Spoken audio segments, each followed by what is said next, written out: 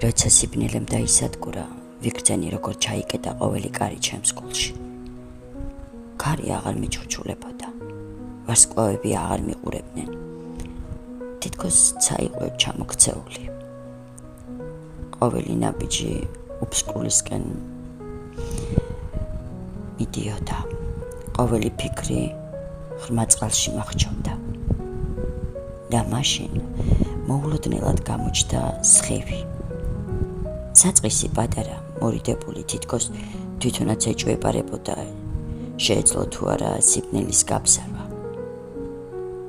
მაგრამ შენი ყავი, შენი სითბო ჰაერში აირია, შენი ხმა ჩემი ყურებიდან გულამდე ჩავიდა. სიბნელე დაიბნა, თითქოს პირველად იქცნო, რომ მისთვის ადგილი აღარ იყო იქ.